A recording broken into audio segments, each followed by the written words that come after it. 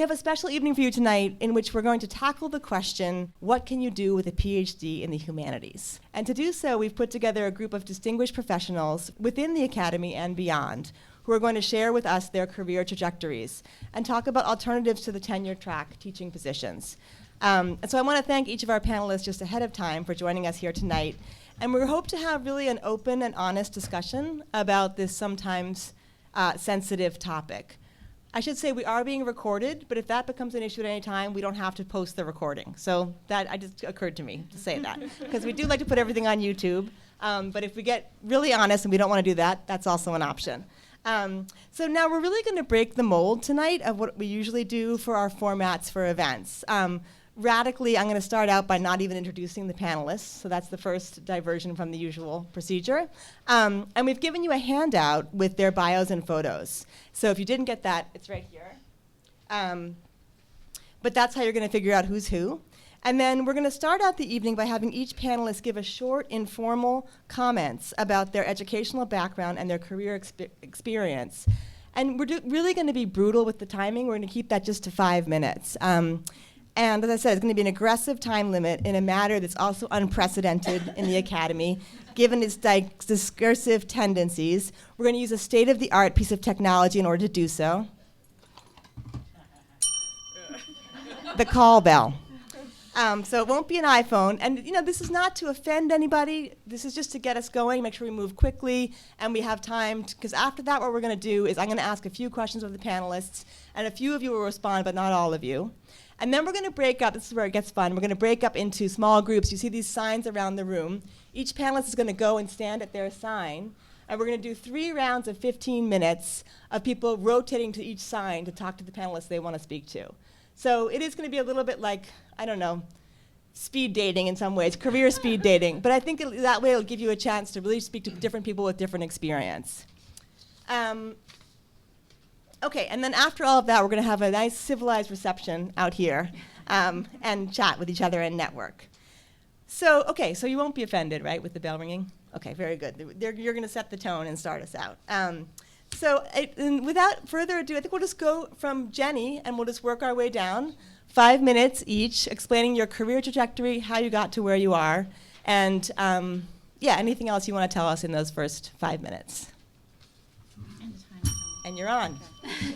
So thank you for the invitation and also for sharing with us ahead of time the topics that you wanted us to cover. In terms of education and career trajectory, if you asked me when I was a little kid what would I be doing today, I would have probably not guessed. So be prepared to be surprised with your career trajectory. Education, I finished my bachelor's degree in psychology at McGill University in Montreal. I was an adult student. I was already married. I didn't have the student life that is usually typical of North America. And I went on to a master's degree that never got completed because it evolved into a PhD. So to this day, I'm feeling that somebody's going to track me down so you don't have a master's degree. And continued my study of language development, language acquisition, and cognitive skill assessment. So I finished my PhD also from McGill University. And one thing that was similar across the different areas of work and study have always been this sense of continuous learning for myself, understanding continuous learning in others, and seeing its impact at society at large in terms of what we do with that learning for ourselves and for others.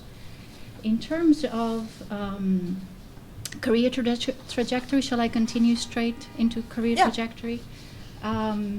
One of the characteristics is that I took opportunities in areas that offered themselves that helped me to learn and helped others to learn. That's the only common thread in whatever I've done, in the sense that there were some things that I needed to learn, and I needed to help others learn, and I needed to make sure that that fit with what employers wanted, because I was not self-employed always.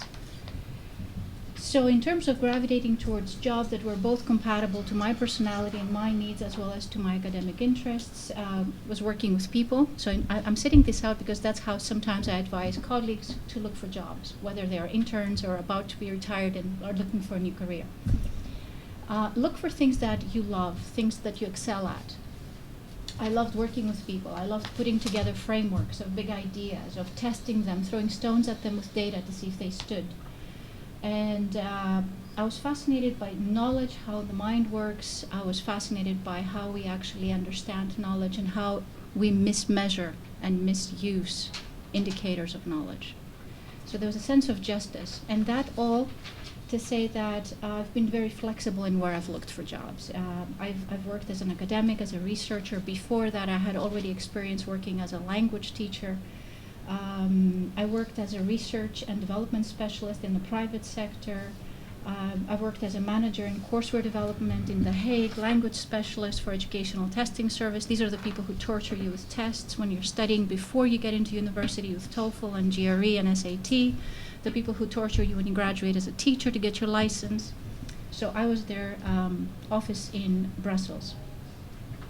And then slowly left the academic sector because I was looking for opportunities that, very small field, you and maybe 10 people read your work, the impact is very limited. I was looking for a way to actually enjoy what I was doing, but also to have a bigger impact. And when I was in the private sector, I missed the idea of the mandate, the mission, of doing something for the improvement of the world.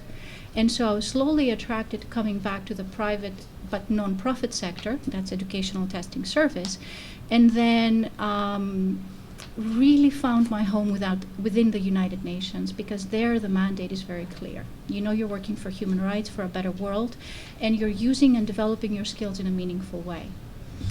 In my first taste of the UN was when I was with the Organization for the Prohibition of Chemical Weapons. It sounded really fancy, because I thought you had to be a chemical engineer to be there. Not for my role. I was a staff development officer. So that sounds like a military title, but it wasn't. It was just finding out what people need in terms of skill sets when they're hiring employees, finding out what is actually in the employee's head once they arrive, and bridging that gap, helping them develop and learn and grow and prosper and blossom into happy professionals. And this is more or less what I do now for UN Women here in New York. It has been a wonderful journey. I have no idea where I'm going to be the next 5 years, if you ask me, or 3 years. Will I be in the UN? I hope so. Will I be in this country? Probably not. Will I be doing the same thing? Probably yes, because I love it. So that was the trajectory. You're right on time. Excellent. Okay. I'm Jessica Lautin. Also, thank you for having me. I'm delighted to be here. So I was thinking about how sort of my whole, I guess, sort of narrative or trajectory has been about figuring out the balance between breadth and depth. I would say really since being in college, and that throughout it all, there's been a continuous commitment to and interest in good storytelling, writing, and sort of research/investigation. So despite the fact that I've had sort of ebbs and flows along breadth and depth, I would say that those are sort of three continuous threads for me of things that I've always looked for and been interested in. So going back to college, I start there because I thought that I wanted to go into journalism. I was a managing editor on the college newspaper. And when I applied to graduate school, I actually didn't apply with a certain topic in mind. Perhaps that was telling. And instead, I was interested in history as a discipline. And I found that in journalism, or rather that history had a lot of the qualities that I loved about journalism, and then had certain things that I found couldn't be satisfied by journalism. So specifically, I liked the idea that through history I could continue to tell stories, I could continue to research, which is the same thing as, investigative reporting. But what frustrated me about journalism at the time was that I felt like the deadlines were too tight, even with the feature stories. I wanted to be able to probe topics on a deeper level. So that was sort of a lot about what my application essay was about. And in graduate school, I think, a lot of people, if you haven't taken much time off, I had only taken a year off, you sort of assume that you're going to be a professor. There's not much of an understanding unless you go to maybe a panel like this, which, I hadn't, of what the other opportunities are. So my assumption was that I would be a history professor.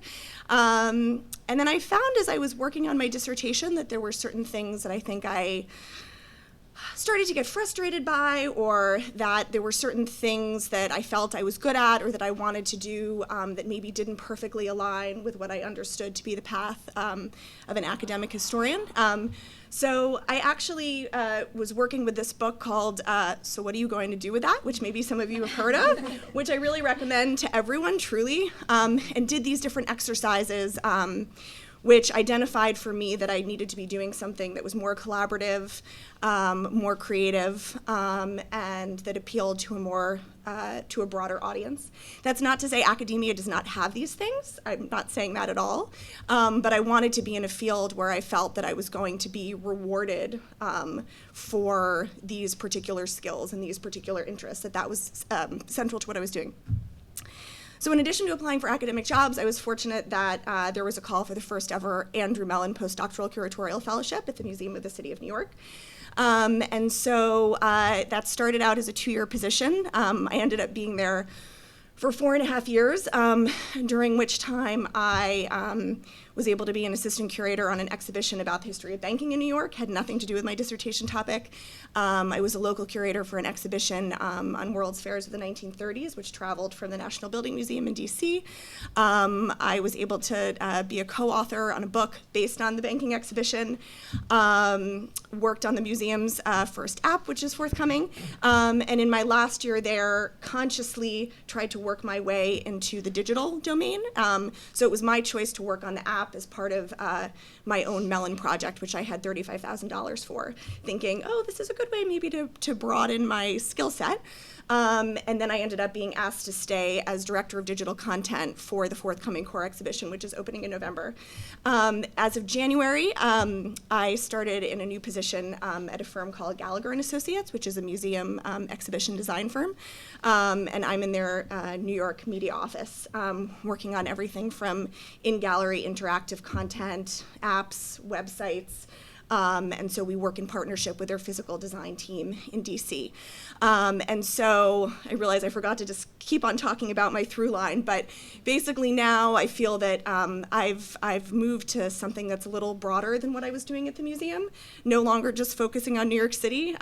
My projects range from well, maybe I'm not supposed to say specific clients, but let's just say learning about products for a tech company, to Mormon pioneers, to the Holocaust and activism, and the types of things I do within each project change, which perhaps I'll have a chance to speak to.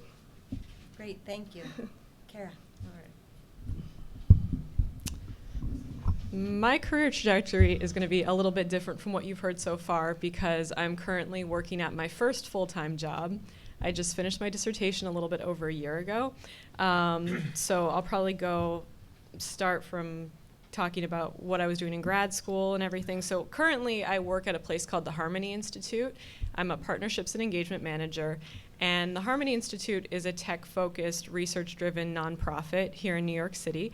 And it's a little bit of a unicorn because it is a nonprofit, but we do research. But it's very non-traditional in that we get to research kind of whatever we want. Typically, it's looking at media impact. And we also build products, so tech products that will help media makers have an impact or more of an impact.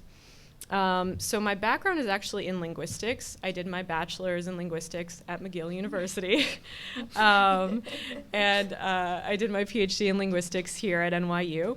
And the kind of linguistics that I do is called sociolinguistics, and we really look at how language functions in society.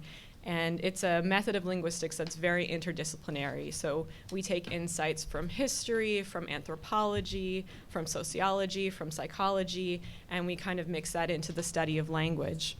And so for my dissertation research, I actually did my fieldwork in Spanish Harlem, and I was looking at Puerto Rican English and how it's changed across the generations.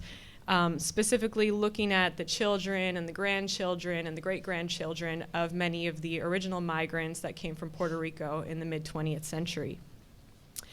And part of the reason I chose to do my dissertation fieldwork in Spanish Harlem was because I love this city. I've been here for a little over a decade now, and this is where I wanted to do my field work. This is where I wanted to live. This is where I wanted to stay. I married a New Yorker. He's in the audience right now, wondering what he's doing here. So I had kind of gone through grad school thinking that I wanted to be a professor and thinking that this was the only thing that I could do with my training and with my knowledge and my skill set.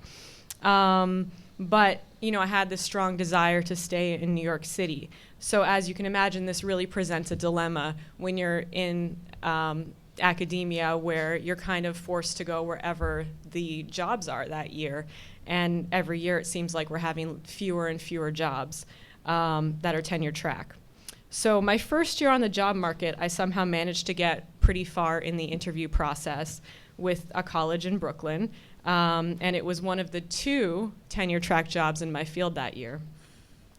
And I made it all the way to the campus visit, and I remember it as being a very stressful period of time because I felt like everything was riding on that one job.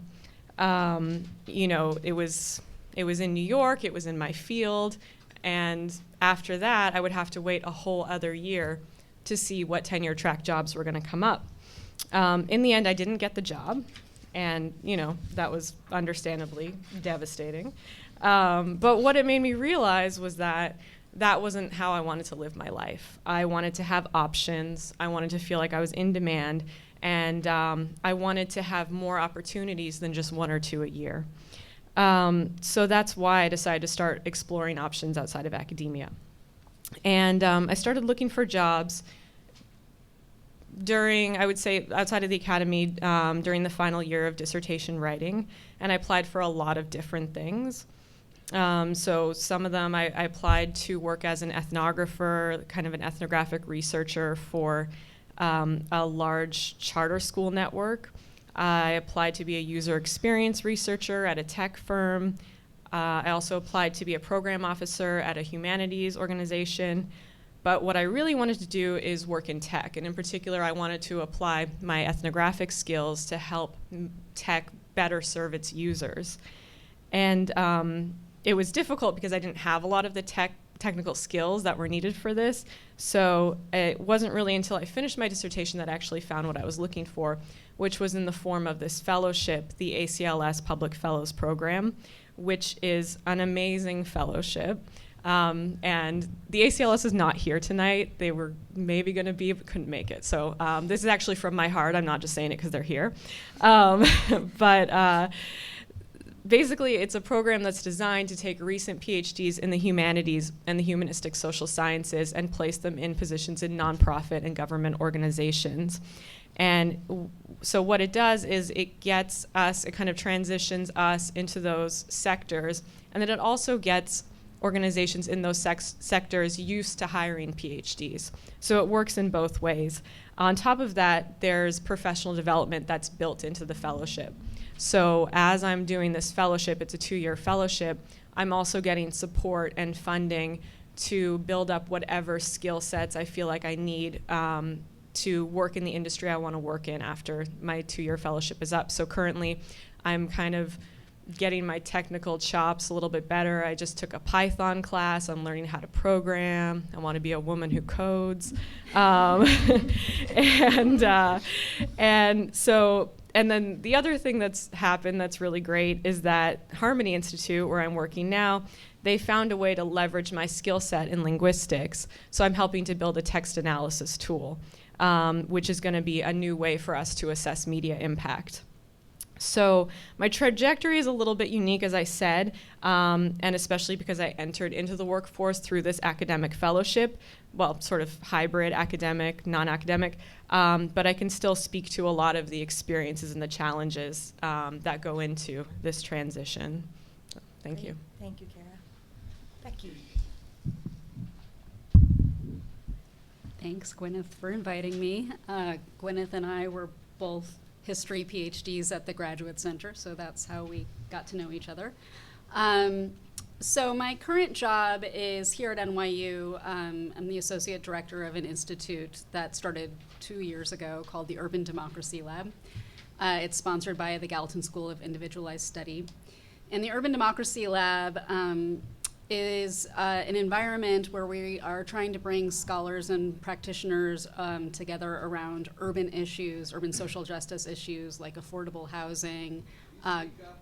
Sorry about that, greening agendas. Now I can hear myself, sorry about that. Yes, greening agendas, gentrification, various issues like that, sustainable cities. And what I do in my role is run a lot of events in this room sometimes. I run a fellowship program for undergraduate and master's students at Gallatin, where students do original research in collaboration with community organizations around the world. I also kind of facilitate various projects for community organizations. So, for example, this semester I'm teaching a course in which my students are collaborating with residents of the south side of Williamsburg to produce a public exhibit on the history and gentrification of the south side of Williamsburg. So I have a lot of different roles in my job, and that's something that was really attractive to me about having a job in a university, in an institute, because so much of the job is varied and fresh every day, and I never get bored, which brings me to the question, how did I get here? Well, I have had an intellectually peripatetic life. And it started back in 1970. No, but I started my college career studying radio, TV, film. I got a bachelor's of science in radio, TV, film from Northwestern University, and I had a minor in English. I tried to get a minor in Italian as well. For a brief moment of time, I wanted to get a minor in African American studies. So you can see that I had a lot of various interests and didn't know where to put them all together. And I thought by the time I graduated that I would work in television production. And that didn't work out. And then I decided I wanted to go to grad school. So I got a master's degree from NYU in cinema studies, which was a very theory-driven program. And I was very interested in the most obscure parts of cinema studies, which made me realize that, in fact, actually a lot of what drew me to all the things I was doing was thinking about kind of the obscure or the underrepresented or the underheard in life.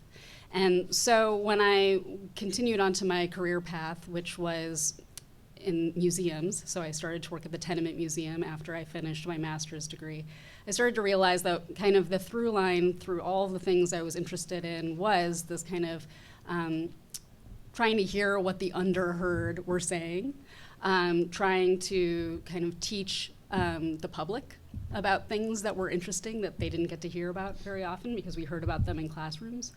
And I realized I was very political. I became more politically radicalized. And so when I went on to get my PhD in history, those are the kinds of areas that I really was drawn to.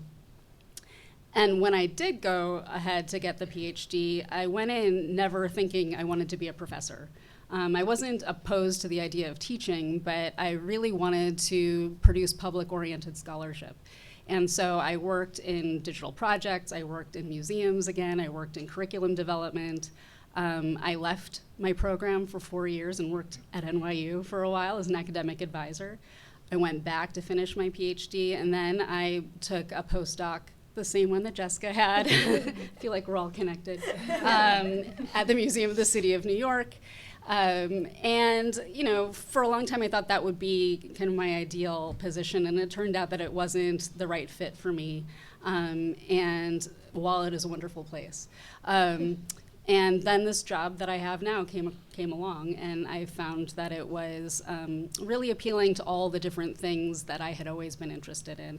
And as I said, from the start, it's something that never bores me. Intellectually, task-wise, I get to teach, I get to advise, I get to, perform administrative magic and all of these wonderful things that are really satisfying to me. And I get to travel, which is another thing that I, would not be able to do in a poor nonprofit in New York City very often.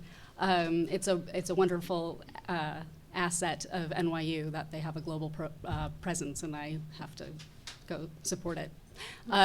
So I think that's my 5 minutes. Thanks, Becky. Thanks. Okay, Gerry. Good evening, everyone. I'm Gerry Heverly. I'm the librarian for classics and philosophy at Bopst Library.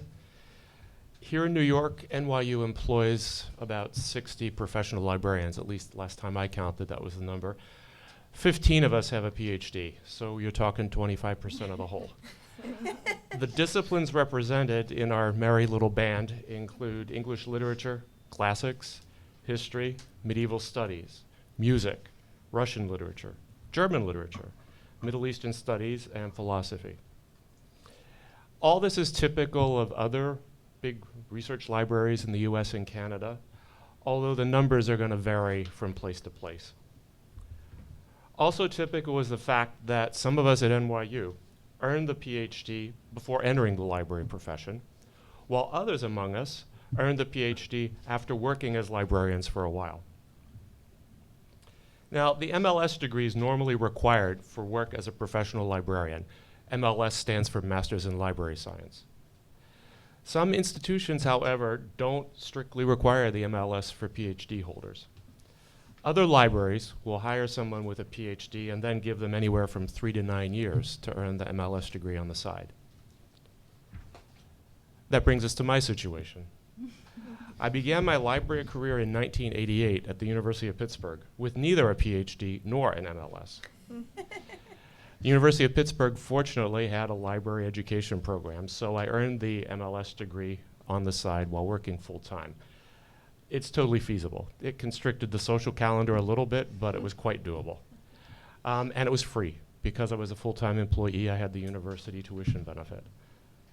So after I earned the MLS degree and had worked in that job for a few more years, I felt established enough that I could give myself the luxury of pulling back, taking a deep breath, and thinking about long-term interests, long-term plans, that sort of thing.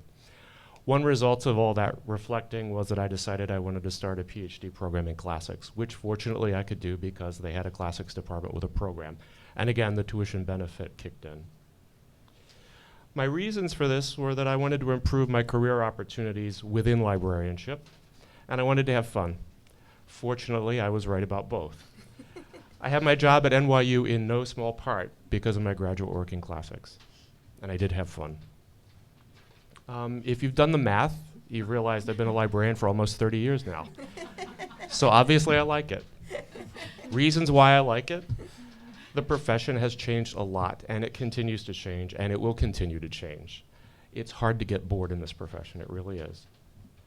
Also, in big academic libraries like University of Pittsburgh or NYU, we are encouraged to pursue scholarly work, and we're supported in doing it. NYU has very generous support for librarians to attend conferences, especially if you're giving a paper, chairing a session, or otherwise actively involved in the conference. We qualify for sabbaticals, just like professors. We have the option of teaching courses in our field as an add-on to our library work, but the option is there. I've been invited to more than once to teach a freshman seminar. I've never gotten around to doing it because of other commitments. But some of my Bopst colleagues have taught freshman seminars or other courses for credit, including even at the graduate level. So an obvious takeaway for you from this quick overview is that librarianship has allowed many people with a PhD in the humanities to remain in the academic world, to contribute meaningfully to it, and to continue with their own research. Come talk to me during the speed dating section and I'll tell you more. Thank you. Hi, everybody. Can you hear me okay? Okay. So my name is Jenna Kujawski. I am the educational technologist at NYU Gallatin, and I have a PhD in English. So I should probably start by describing what an educational technologist is. So my primary role is to work with faculty to incorporate technologies into their teaching practice. in a pedagogically thoughtful and effective and meaningful way so that the technology enhances the learning experience rather than detracts from it. And so for Gallatin, which is the School of Individualized Study and has small face-to-face classrooms, we don't have any hybrid courses. We have one fully online course, but everything is still very traditional in terms of meeting physically. So that means for us that we do a lot of project-based multimedia kinds of things. So whether it be digital storytelling, collaborative annotation, mapping, you name it, we kind of try to do it all. And so when I think about my career trajectory, when I think about the word trajectory, I kind of think of this smooth arc, this elegant, smooth arc that goes from point A to point B. And my trajectory is more of like a zigzaggy line. So I first came to New York to get my master's from NYU Draper's Humanities and Social Thought program. I received my BA in English from UCLA, and I thought vaguely that I wanted to be a writer. I had vast dreams about being, a novelist, and maybe I would dabble in journalism. I wasn't really sure, but I knew that I loved to read, and I knew that I loved to write. And I knew I wanted to come to New York. So I came here, and I entered the Draper program, and I got a job at an online magazine where I thought that I would begin my writing career. But what ended up happening was I ended up becoming one of the business marketing managers. Because the online magazine had an online dating service, which made up most of the magazine's revenue.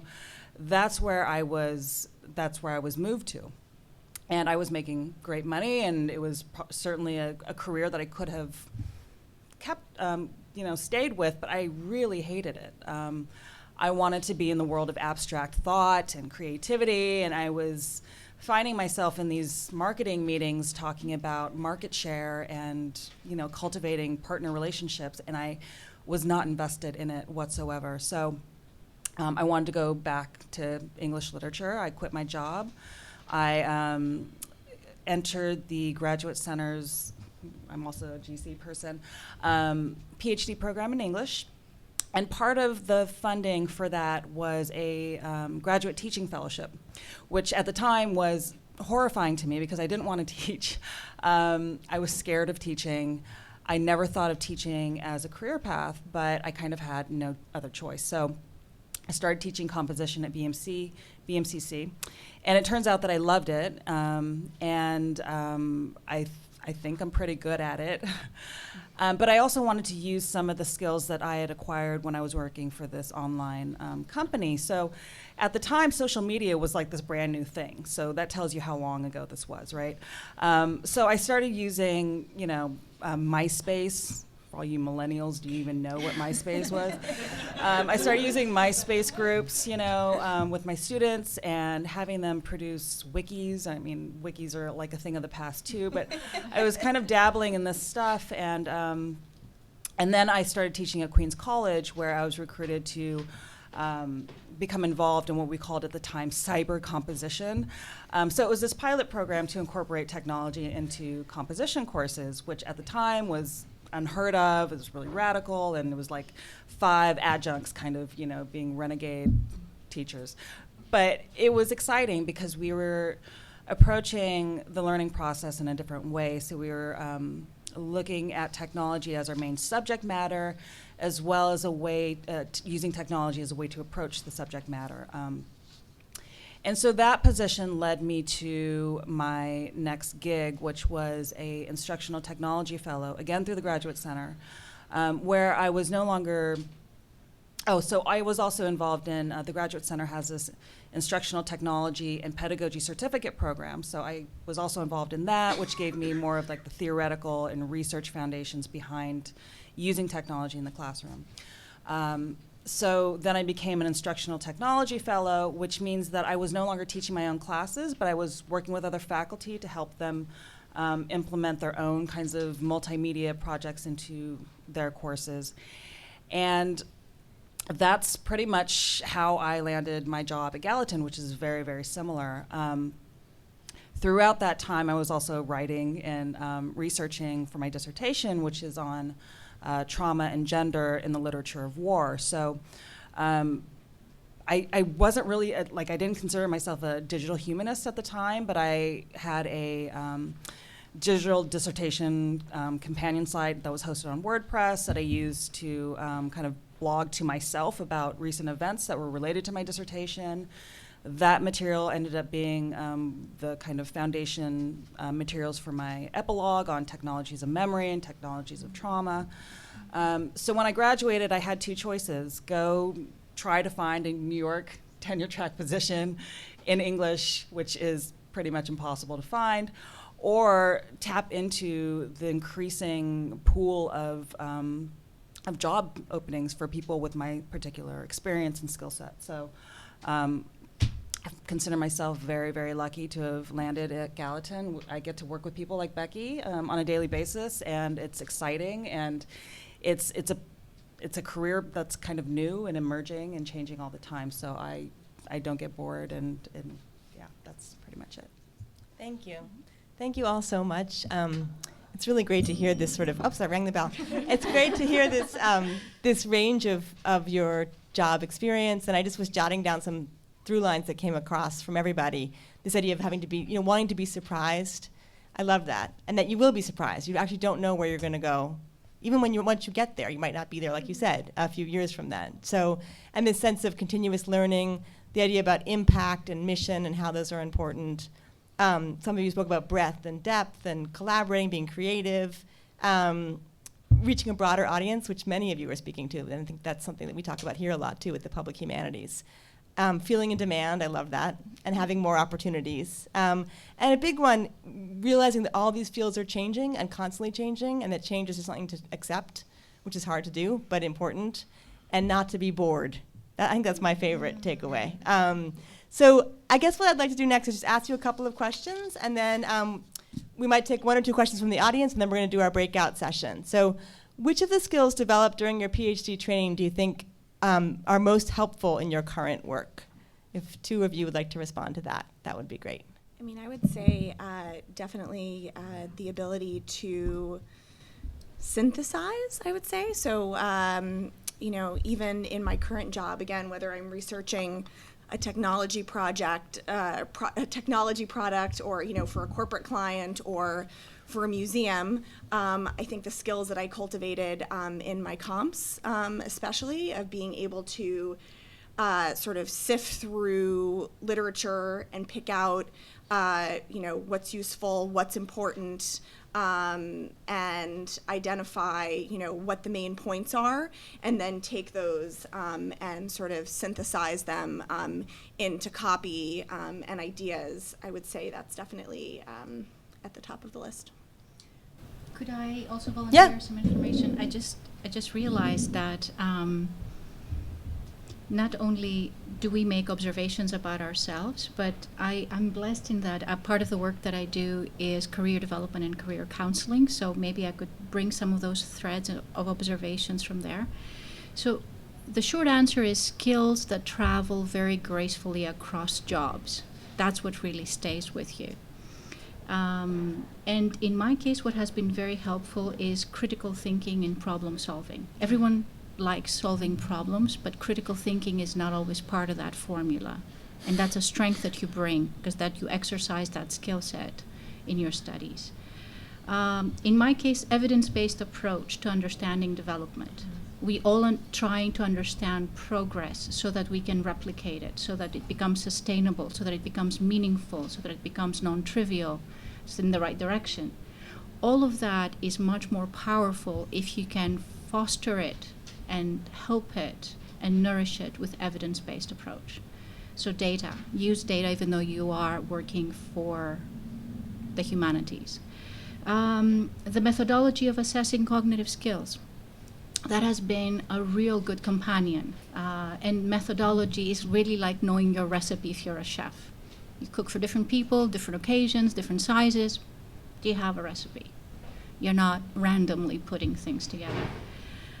Experimental design, knowing what is accidental and what is purposeful, celebrating the accidental and learning from the accidental. Experimental design actually allows you to have a method to the madness. Learning strategies. Every one of us here has learned different things for different reasons, and that diversity is what makes your work more beautiful, and that's what makes your colleagues more valuable to you. So that idea of learning strategies and personality interactivity and the beauty that comes together, all of that has been a constant part of what I've brought from the research world into my current world. And then just the optimistic curiosity, which we heard throughout everyone's path here. And also, culturally speaking, I come from a world that has a healthy skepticism for the status quo. You could sort of, I heard the word radical earlier from one of the colleagues here. Be very skeptical, and if you are skeptical, celebrate that, but do it in a meaningful way. So that really has been a very powerful motivator and driver for not only wanting change and embracing change, but driving meaningful change. Great, thank you. For two others of you, what interview or job search strategies would you recommend to PhDs seeking to move into your field? I can speak to that. Okay, great. Only because my field is so new. And when I started doing this 10 years ago, there were no educational technologists that I really knew about. And there weren't any, like the instructional technology and pedagogy certificate program at the Graduate Center felt like we were an island and nobody else was doing this stuff. But now the people who are going after these kinds of jobs are getting degrees in, for instance, Steinhardt has several degree programs for education and technology. And Tisch has an ITP program that is really doing experimental, innovative stuff in terms of technology and learning. So I think that if you're interested in this field and you don't have years of the kind of experience that I was lucky to have, because otherwise I would not be qualified for this position. If you're interested in that, I think now, look into the programs here at NYU. There's some really great programs, but more and more people need to have that kind of certification. Cara? Speak to that, yeah. So my piece of advice, if you want to move into my field, which I guess would be nonprofit or media impact or really any field, is just to have a really clear narrative outlined of where you're coming from, where you're going, and how you're going to get there, and how you fit into that organization. And that was one thing that I really learned from doing a lot of different kinds of job interviews, is that you can't really expect people to connect the dots for you, because you're coming from a background that a lot of people are not familiar with, and they really want to know, okay, so how do you get here? So work out that narrative, especially if what you're going into is slightly different from where you're coming from. So I had to talk about how I was going to go from linguistics to looking at media impact and sort of outline some of the intermediate steps there. That's great advice. One last question. Do you continue to work on your own scholarship? And if so, how do you make time for it? I'll take a stab at that one. Yes, I do. I gave a paper at a classics conference back in October. This summer, with any luck, I'm going to finish up an article about the meaning of a Latin term in late antiquity. And I have ideas for a couple other articles that are cooking gently on the back burner. Within the year, I probably will be able to move on at least one of them and write it up and send it in. How do you make time for it? As a librarian, you work 12 months out of the year physically in the shop. So you got to be there. I mean, there's vacation time, and it's generous in most places. But you need to be in the shop effectively 12 months out of the year. However, within that parameter, there's a good deal of flexibility in your work schedule. Within reason, you can set your own hours. So if I want to go in at 9 o'clock tomorrow, I do that. If I want to go in at 10 o'clock the next day, I do that. As long as the work gets done, nobody's going to be breathing down your back ordinarily. So that gives you some flexibility as to where you squeeze in time to do your scholarship. Certainly evenings and weekends have to be used for it. You can't do it all on the job. I wouldn't want to hazard a guess as to how much you can do on the job. That's going to vary from institution to institution. Yeah, it just depends. But you certainly will not be able to do all of it on the job. You're going to have to, make some evenings and weekends available. On the other hand, if it's something that you like to do, then you find the time for it. Okay, I can answer this one, I think. I think actually, Gerry, you and I have a similar situation where I have some flexible time. So, and I have a supervisor who respects my need to do scholarship that's actually helpful to our organization. So, so I am able to integrate some of the work I want to do during my regular work hours, and then I extend my weekends into scholarship as well. And then the summer really, even though we're an institute that's running 12 months out of the year and my job is 12 months out of the year, the summer slows down. So I do have some time to kind of focus on other things. So mostly what I do is apply to to present in conferences. And the reason I do that is so that I have an opportunity to focus myself on a deadline. And that's really the main tool for the conferences for myself. So, so I've presented at the Urban History Association, American Studies Association last year, American Studies Association this coming year. And it's usually an extension of some of the work I was doing on my dissertation, and I'm trying to turn one of those chapters into a scholarly article. But also the thing that I'm presenting at ASA in November is based on the course I'm teaching. So it's really kind of examining how to do community engaged research or community engaged projects that are mutually beneficial to communities and to universities. So that's really extending the kind of work I was doing in my PhD program. Great. Thank you. So I think we have time for 1 or 2 questions from the audience if people have burning questions. Otherwise, we'll move directly on to the breakout sessions. Gwyneth and I have been thinking, do we need to do a kind of faculty version of this panel? And that's because we really need to know how to support our PhD students as they go off to careers which, in many cases they know more about than we do. But the point is for us to kind of support them in whatever venture they go on to after the dissertation. So what do we need to know as faculty to best help support our students? What are the important takeaways that you can suggest here? So I've thought a lot about this. And just to echo what you said about sort of skills that are transferable, I think a big one that professors could help with is cultivating their students' ability to speak publicly and present in an effective manner.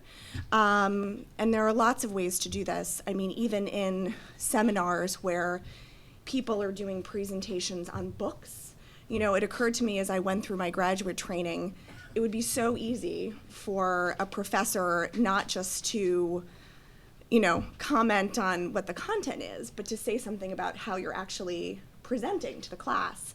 And there are other opportunities like giving a guest lecture. I did that when I was a graduate student.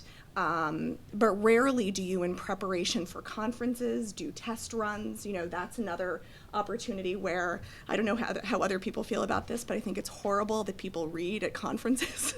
I think that that's something that's very particular to certain disciplines.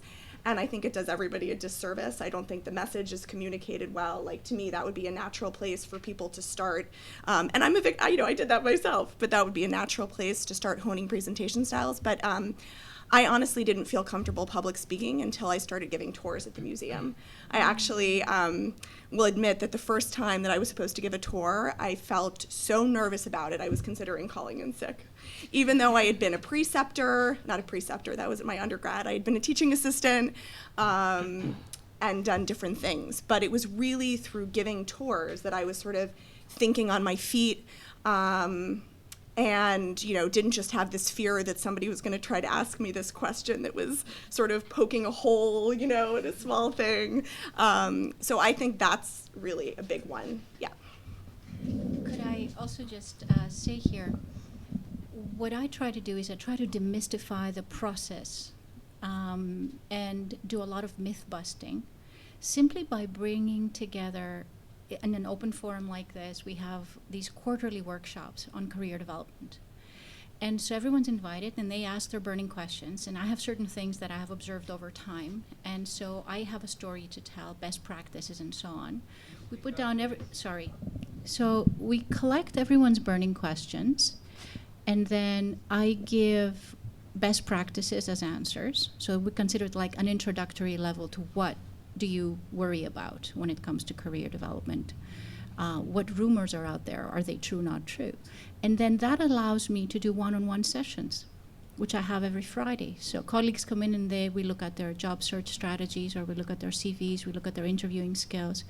Happy to put one together for you guys, and then you can see how that goes and just then replicate it. Yeah? But demystify it is the big idea. Yeah. One more question. Yes. I have a question about who's most likely to hire us. So I'm an ex-philosophy professor, and because I was scrappy, I was able to get myself a job working in politics, which I snuck out of to be here today. But my question is, who is most likely to hire us? Do we find other PhDs in our fields? How do we move up in the world? So my advisors are cheering for me. They say, it's great that you're doing this stuff. We can't help you. But I want to know who can help me. I know Cara mentioned the ACLS. Who should we be targeting as people who look and say, oh, wow, cool, PhD in the humanities? One early thought here is not who will hire you, but why will they hire you? So you need to find people who are looking for a solution, and you are that solution. So you go on, there are tons of search engines. I'm more familiar with the ones in the nonprofit sector at this point. And you look for keywords. You look in there and you ask, who needs somebody who's good at communicating? Who needs somebody who is good at policy advising? Who's looking at the moment for someone who has political campaign background? And so you look for why would they want you in order to find where you want to be. Yeah, go ahead. Just building on that remark, I agree totally. And building on it, you want to talk to people, lots of people, in the particular line of work that you think you might be gravitating towards. Or if it's 2 or 3 areas you think you're interested in, talk to a lot of people in each of those. That accomplishes 2 things. It's good for your learning, but it also gets your name out there. Getting jobs, I don't know who said it, but you tell everybody you know that you're looking. Yep. Tell everybody in your family, tell all your friends, everybody. It sometimes leads to some really interesting developments and some very positive outcomes.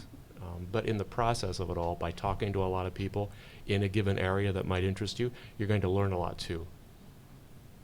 Does that help? So neither one of you said, I would focus on other PhDs, or you would just speak. That's too narrow. Yeah, it's too narrow. Yeah. And just for the sake of example, we had a PhD we have a lot of PhDs working within the UN and UN Women specifically, who moved out of the UN, actually is teaching here, peacekeeping specialist. And I don't know, she may come back. So you don't look at your career as being in a place and then not going anywhere. You're looking at your career the way you're looking at your courses. What do you consider to be fundamental courses, and what do you consider to be good options to have on the side? And you can build your trajectory around that. So there's certain milestones you want to hit in your career. You want to work for, I don't know what, human rights agency in my case, but you also would be happy to and that builds then a much more interesting canvas. Can I add something? Yes, to go that? ahead. Absolutely. Yeah, I mean, it's just as a supplement to everything that you both have said, because I think what you said is great. I just like to add that having basic job skills is also really helpful. And I think, and I hate to bring it down to labor and skill, but I think there are so many incredibly talented people in graduate school getting PhDs now who have never really had jobs before. And the transition from graduate school to the job world is terrifying because they don't know how to work in an office, or they don't have a variety of interests outside the field that they've studied in graduate school. And I think that is probably what slows them down the most. So, I mean, my advice, if I have any to offer, is get a crappy job and learn how to work in an office, or get any job that will teach you how to do those things, or volunteer or intern or whatever. Be interested in something besides, what you're studying. And maybe that gets back to what Jane was saying, or Jane's question, which is how can faculty support us? Don't make it sound like what we're interested in doing is kind of the booby prize to getting a tenure track professorship, and that we should be interested in other things, that's part of what makes us full, employable adults. Yeah. Mm-hmm. We really struggled with how to frame this panel, and so I finally came up with, we went through alt-ac and non-tenure, non-teaching, and it's all negatives. So we came up with alternatives to the tenure track as a placeholder. But if those of you can come up with some better language, I think that would help us too. Academic infused. I don't know. You have a passport. You have a passport in thinking, right? Think of it that way. What can you do with it? Tons of stuff. So don't limit your horizon. Look at it as a universe of possibilities, and the richer it is, the better it is for everybody. Everybody wins if a good thinking person goes and works in whatever industry matters. So you do what you love, you do what you excel at, you do something that feeds you, yeah? And then you do something, in my case, that really isn't needed by the world. And when you put those circles together in a Venn diagram, yours should be somewhere in the middle. Great, well thank you all. And now's that moment we've all been waiting for, where the panelists will go to their assigned stations, and we'll do 3 rounds of 15 minutes with ringing the bell in between, and people can rotate to the different panelists. And then please join us afterwards for a reception in the front area. Thank you. Let's have a round of applause for our panelists.